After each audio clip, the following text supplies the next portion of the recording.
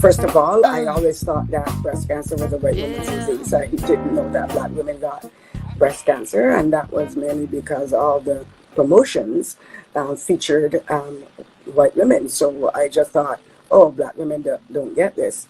And then, lo and behold, I was diagnosed with stage 3 advanced breast cancer. I thought after that I finished with the IV and the chemo that I was going to go home. I didn't know I had to take additional not over-the-counter, but prescription drugs. And I went, and it was quite expensive. And I thought to myself, okay, what do poor people do? How do women that look like me, that is less fortunate than I am, how do they make it? How do they find the money to pay for this prescription, take care of their families, cover all their finances? That must be so difficult for them. And then I was at home one morning feeling, terrible after chemotherapy treatment. Couldn't get off the bed. It was terrible. And I thought to myself, okay, I don't want any other woman that looks like me to have to go through this alone. So when I get better, I'm going to do something about this. That started the journey of me and the Olive Branch of Hope.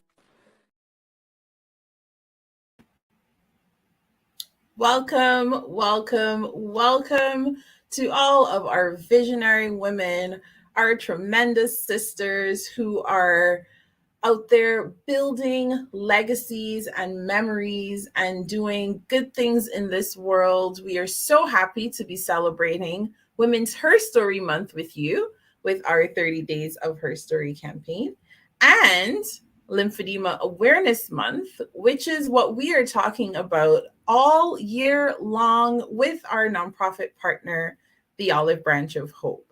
We extend welcome to you from the founder of the Olive Branch of Hope, Leela Springer, the members of the board, the volunteers, the support workers, those who receive support from this organization. We thank you for being here with us today. Now, I'm quickly going to bring up on stage my guest today, 8-year-old Jahz. You'll see that we have a few things in common when she comes on here. And together we are going to acknowledge the land where we sit and serve. So Jahz, why don't you come up on stage with me here while I prepare us for the land acknowledgements. Can we get Jahz on stage? Thank you. All right, so just for a moment here, the Olive Branch of Hope's office is situated on Indigenous land. This is the traditional territory of the Haudenosaunee Confederacy, the Wendat, and the Mississaugas of the Credit First Nation. The Olive Branch of Hope gratefully acknowledges these Indigenous nations for their guardianship of this land. The Olive Branch of Hope also recognizes stolen people from across the world who have inhabited this land by force. Slavery, prior to and including the transatlantic slave trade, continuing through modern-day human trafficking, have brought Indigenous peoples from across the globe to care for this land. We acknowledge the truth of our Canadian history and commit ourselves to reconciliation with knowledge and careful intention. I invite you now to take a moment of silence, and Jahz, I invite you to join me in this moment of silence. Feel free to use this moment for prayer, memory of a loved one, or to set an intention for our engagement here together, even on this virtual space.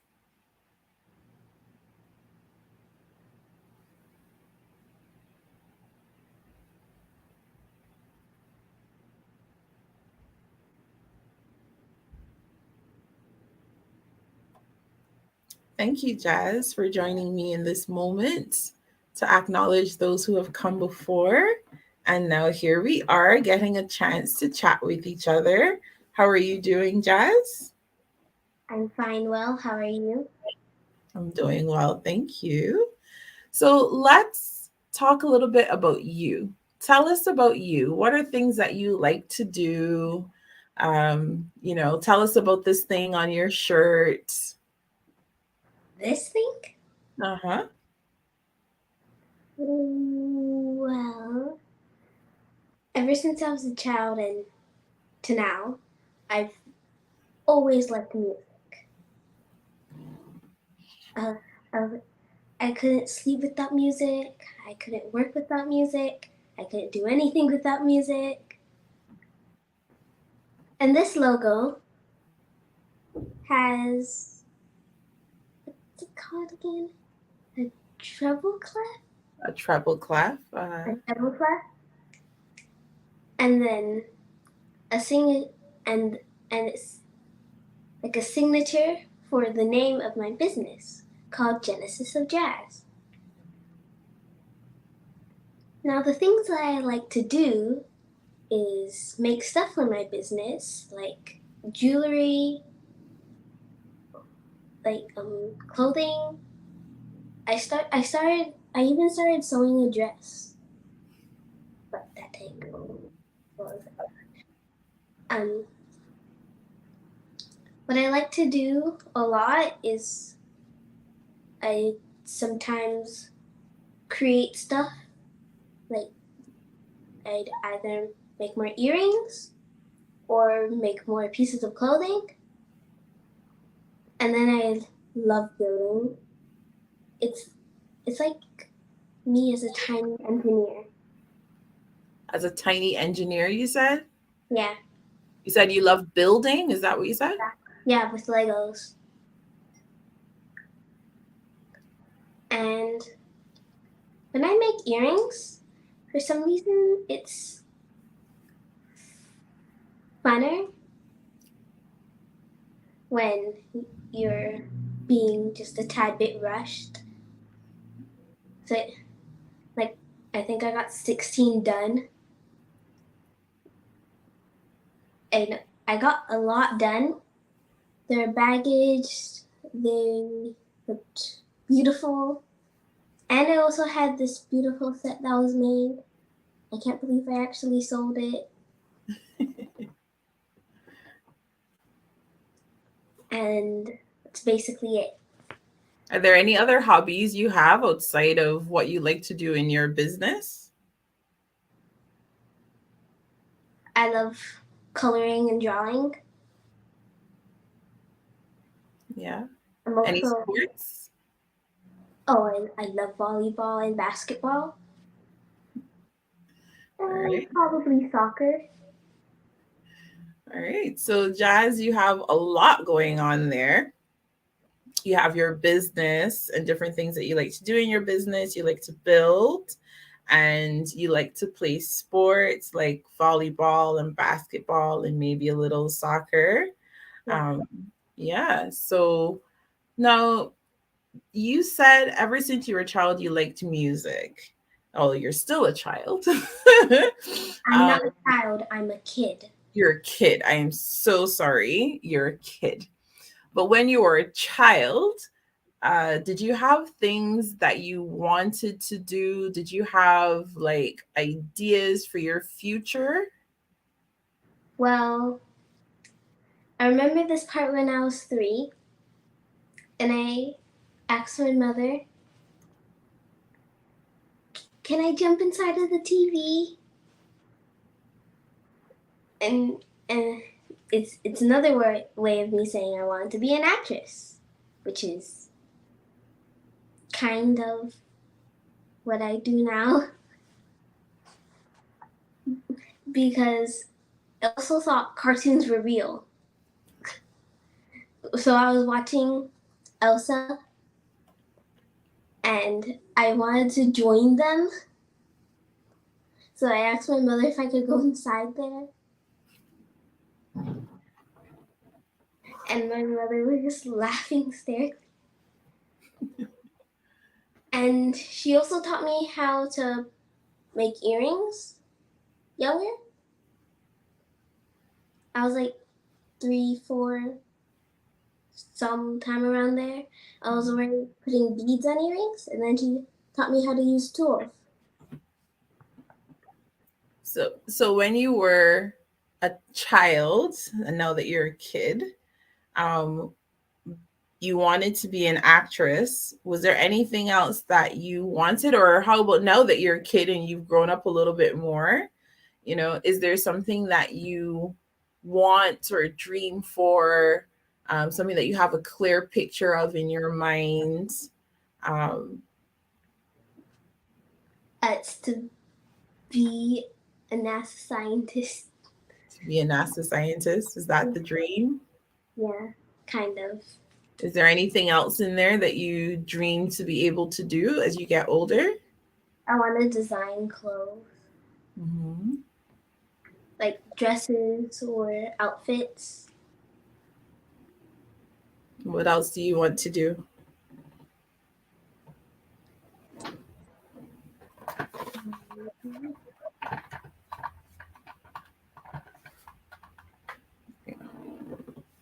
What else do you want to be able to do? Probably be a part-time artist. A part-time artist. So part-time artist, part-time scientist. Now, with all of these dreams and these goals that you have, you seem to have a bit of an idea as to what you want for your future. And you know, you already design earrings, so I'm guessing that means somewhere in there you start off with something of an idea, even if it's not exactly what you want the earrings to look like. You have something of an idea. Do you think it's important for people to have a vision for their lives? Yes. The thing is, when you have visions, you can't have a full blown out vision. Like you become a super famous, like bajillion dollar millionaire thingamajiggy, like in 2 to 5 years. Like you could just start off with, I start a very simple business, and then let's say 2 years later, you are a millionaire. Just a million. In 2 years, wow. That's not 2 years for me because I started a very long time ago. So you start off with a small idea and then you work towards it. Right? You start off with a small idea, and then you make it bigger and bigger, and you start it, and then you start investing, and then you start using what you invested in to make it bigger, and then selling it, and the more money you get, the more and more fulfilled you will be with your dreams. So the money will help you to facilitate your dreams. Yeah, like if you want to become a millionaire, the more money you get, the more of a millionaire you become. That's what a millionaire is. So, Jahz, in your many, many years of life on this earth, have there been times where you felt as though, I mean, this probably happens for you on a regular basis as a kid and probably even when you were a child, but are there times in your business, in your school life, or your education, I should say, you know, at any point in time where you have felt as though your voice is not heard or your voice isn't being accepted? Yes and no. Okay. Tell us about the yes and tell us about the no. The yes is, so usually when I say things like somebody did this to somebody else, or somebody did this to me, or somebody bullied me, or anything like that, or anything that I said somebody did that and that, usually they they would always ask for proof. But as you know, a lot of people don't have proof. So when I tell them I don't have any proof, they don't believe me. And then the other person that did whatever thing to whatever thing would always be lying, or either not telling the truth, and just act like nothing happened 2 seconds later. Like somebody yells at me for like accidentally pushing somebody off of the swing. Life at 8 years old is so so fascinating and interesting. And So then so once you're I saying get that through, you're talking about a situation to somebody older, I'm guessing, and they yeah, want you to prove what you're saying. And because you don't have proof, although you know it's true, but you don't have proof, then you feel like you're not being heard. Is that what I'm hearing? yeah, I just feel like no, when I'm talking to somebody, they actually just go like, okay, and like when I ask somebody something, they go like, okay, and probably do the exact opposite of it. So when are times, so that's a yes, a time that you felt as though your voice hasn't been heard. What about the no? When are the times when you feel like your voice comes through the strongest? Well, when I at the strongest, I think the strongest is either sometimes when I sing or yell or scream. And you feel like people hear you and accept what you're saying when you're singing or screaming? Sometimes I actually don't know sometimes, but Yeah. Okay. So, Jazz, you're telling us about, all these ideas that you have and, but the times when you feel as though your voice is being heard, when the words that you're saying are actually being listened to and accepted, and then the times when you feel like that's not happening. Now, you're talking about wanting to tell a story and to be believed, as you tell the story. What about the story of your life? Do you think that you should be the one who tells the world the version of your life story that you want them to hear? not like old version of my life story because I'll probably be like 30 by then. I'll be talking for like 2 days, but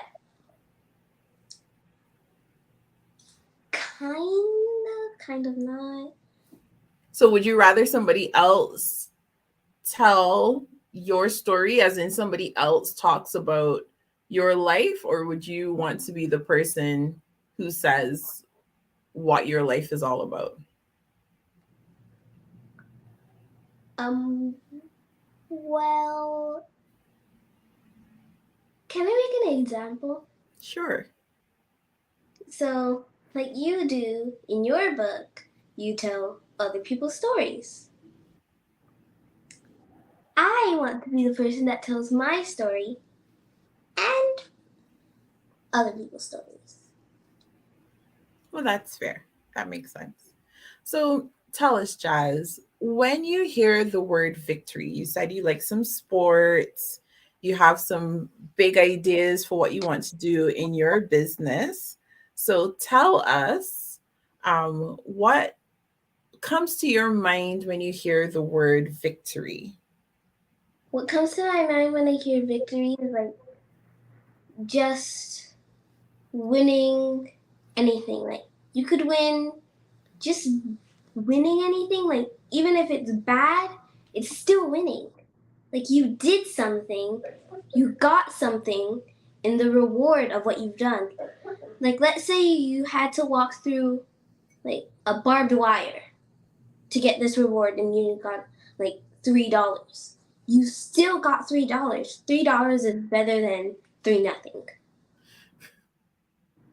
That is true. So, my friends, even if your life right now feels like you're going through barbed wire, and even if it feels like on the other end, it's just $3 waiting for you, that $3 is worth more than 3-0, as we've heard from 8-year-old Jazz today. Jazz, thank you so very much for joining us. Before we hop off, I just want to remind everyone that this month, as we celebrate Women's HERstory Month and Lymphedema Awareness Month, that you can go to our website, www.heysisterherstory.ca. You're going to see that scrolling across the bottom of your screen. And when you get there, you can first learn more about our nonprofit partner, the Olive Branch of Hope. And in doing that, you can support the organization. We have lots of merch on our website. Everything that we earn this year will be supporting the Olive Branch of Hope. But we do have some special items that you'll see at the top of our webpage, where they'll also carry the logo for the Olive Branch of Hope, and we're giving extra from the sale of those particular items. You can feel free to donate as well. And we have a few free gifts for you if you do choose to donate instead. So please continue to learn with us here tonight. Jahz is the youngest person that we'll be featuring in this year's 30 Days of HERstory. But for every night this month at 7 p.m., you can join us on our Facebook page at HERstory by 2114. You can visit us on the Olive Branch of Hope's Facebook page, as well as the 2114 YouTube page. And you'll see lots of snippets and whatnot of our conversations posted in many different places. Learn more about lymphedema. First of all, check out our page. Come and find out more from us at the Olive Branch of Hope. We do have a session coming up live in Peel on March 18th. If you want more information about that, please just shoot me a message, and I'll make sure to connect you with our Peel Region support group. And the focus there will be on lymphedema with our very special friend that you would have seen on night number 2, day 2 of 30 days, Carlene Fraser. She's going to be there to make sure that we have access to key information as a professional in this field. So, Jahz, is there any little bit of inspiration that you would like to leave everyone with tonight before we hop off? Well, since you did tell me that Slayer Day is taken. That what is taken? So Slayer Day. Okay, yeah. Go ahead. What would you like to say instead? Fight your night. Fight your night. Well, you heard it here, guys. Fight your night through the barbed wire to your $3. It is more than 3 nothings. No matter what is happening in your life, you keep going because you can eventually reach your dreams, as we've heard from young Jahz Headley here tonight. Jahz, thank you so much for joining us. You're welcome. Thank you. Thank you. All right. So we will see everyone tomorrow night at 7 p.m. Same bat time, same bat channel. Bye. Bye.